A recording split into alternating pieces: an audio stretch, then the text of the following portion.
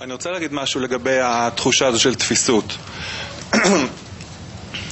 יש תבניות שחוסמות אנשים מלחוות את הסיפוק הזה. זאת אומרת, באופן בסיסי כל בן אדם הוא בן אדם משוחרר, מאושר, מסופק, זה באופן בסיסי. אממה, יש תבניות שהן חוסמות. זאת אומרת, כמו שיש איזושהי רתיעה לעיניים שכאילו לא מאפשרת להתחבר למקום הזה, ואז המוח כל הזמן עובד וכל הזמן דואג וכל הזמן ספקות, ואז התפקיד שלי הוא באמת לאתר את התבנית שחוסמת. אז אתן דוגמה של תבנית כזאת. יש תבנית שאני קורא לה תבנית הנחות, נחות מנחיתות. למה אני קורא לה תבנית ולא רגשי נחיתות? זה לא מוכר לך, יוני.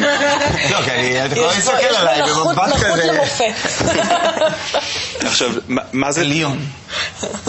עכשיו, למה אני קורא לזה תבנית? כי היא לאו דווקא באה לידי ביטוי ברגשי נחיתות. זאת אומרת, אתה לא תמיד מרגיש נחות.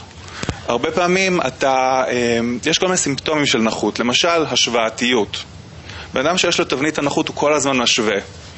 היא יותר יפה, הוא יותר עשיר. מה אם אבל היא יותר מכוערת, הוא יותר עני? זה גם השוואה.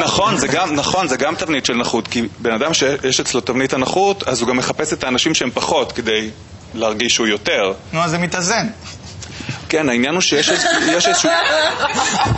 זה נכון, רק שיש איזשהו אי שקט תמידי. זאת אומרת, אתה כל הזמן משווה.